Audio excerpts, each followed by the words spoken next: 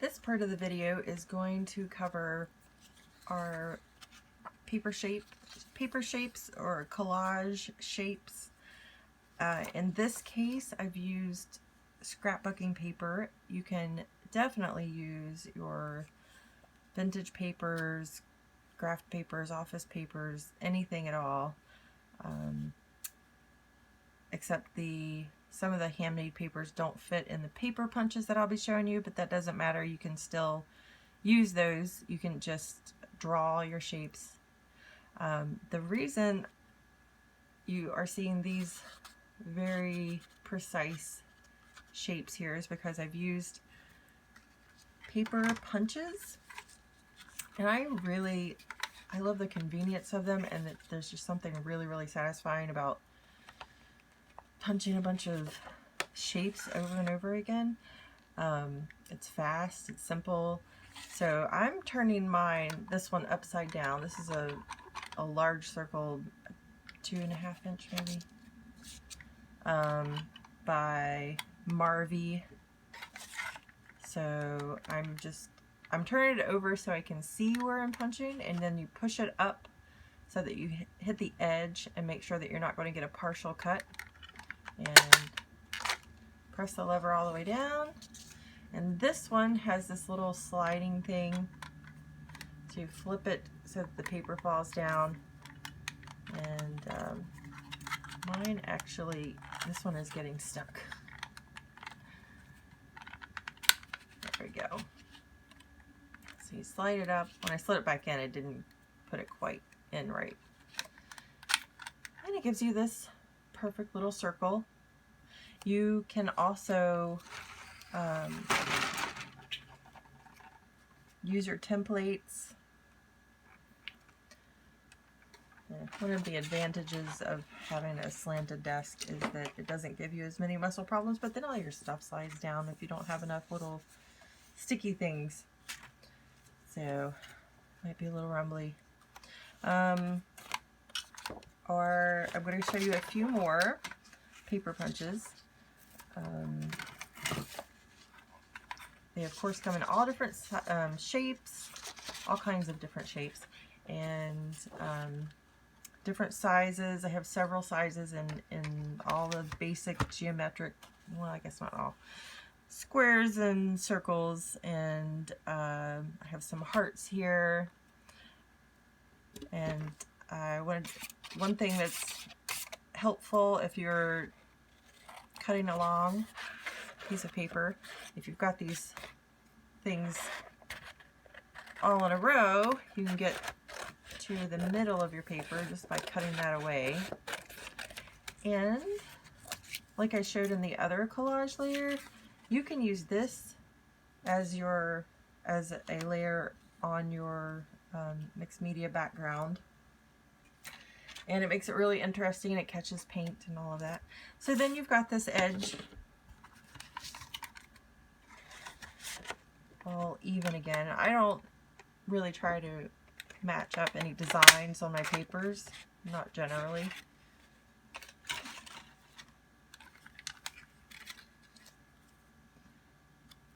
I probably have at some point. So this is double-sided, double printed paper, so that's pretty fun, and they're already coordinated. Those colors go together really well, so that's really convenient for building a mandala.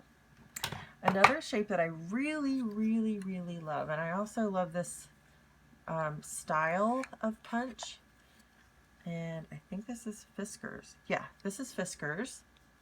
And you squeeze the punch instead of the lever. I like that lever because it's big, but this one is just so smooth and so easy. And then you get 2 shapes at once.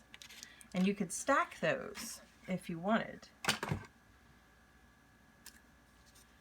And what's really fun is we've got the coordinating colors. You can take the big one and stack the smaller one over top of it, and you already have 2 layers of your mandala design.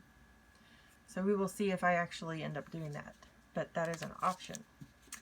Now, as I said before, you don't have to use these punches. Those are optional. I just really like them. You can start a collection by using your 50% off coupon or 40% off one item, or go in when they have those really great sales with, you know, like 25% off all purchases including sale items. You do have to watch with the coupons. Sometimes, like if the thing is on sale, they won't use your, you can't use your 40% off coupon. Or look for Joann's. They are really good about combining coupons, whereas Michael's, you often can only use one at a time. You can use the same coupon multiple times. But that's another discussion. Something that you can do is just draw your shapes. And you can use your template. You can just straight up, you know, I don't have a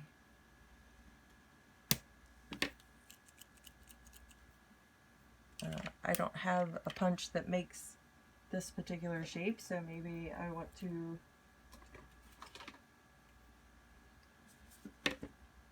draw a long petal. I was initially using a mechanical pencil, which is something that I probably would use in real life to draw it. I haven't really used this Stabilo All for those purposes, but you know what? It looks like a really good option because then you already have the edges all defined there, so that looks pretty cool. But if you didn't want it to be like that, then the regular pencil just erases away if you want, or you can paint over it easily, draw over it easily. So one option for this, if you wanted multiples, and that's usually the way it goes with mandalas, is you're repeating these shapes. You can just trace around that same shape that you made and get 4, 8, 16, whatever you're punching out. And I explained this in the file on collage, like building collage.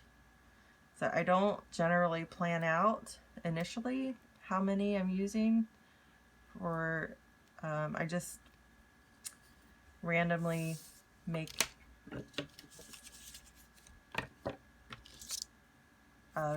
multiples. But if you're going to use north, south, east, and west, or top, bottom, right, and left, and then go to the spaces in between there, so that's 8. And then if you're doing a larger circle, you would probably want to double that. And I would personally feel like it was very tedious and boring and stressful to try to plan it all out, because it's sure there is math involved here, not super advanced stuff, but I really prefer to be more in the creative flow of things and just feel and see what seems right. So I could have these shapes, and we will adhere those down or glue those down. So I have a stack of those. Oh, another thing that you can do, and I'm just going to draw right here on my white background covering paper. This is a large 12 by 12 mandala stencil. I got it on Amazon. It might be Dina Wakley too. I'm not really sure. I don't remember. But if you do a search for mandala stencils, this will probably come up on Amazon, and then I know Michael's has several. So you could also, the similar shape that I just drew, you could trace those inside here cut them all out and then use them in your mandalas later. And then this nice temple squashed petal or wide petal shape. Again, in multiple sizes. You can do this and cut all of those out. And there's nothing to say that you can't use just white paper as your foreground paper. It looks like an interesting option to me. So try it. If it sounds fun, try it. If it sounds interesting, if you're just curious about it, you don't have to place any judgment or decide ahead of time whether it's going to look good or not. You just see it. That's the best way. Okay, so I'm going to stop this and then bring the canvas back, and then we'll start building the mandalas with paper. Build those out.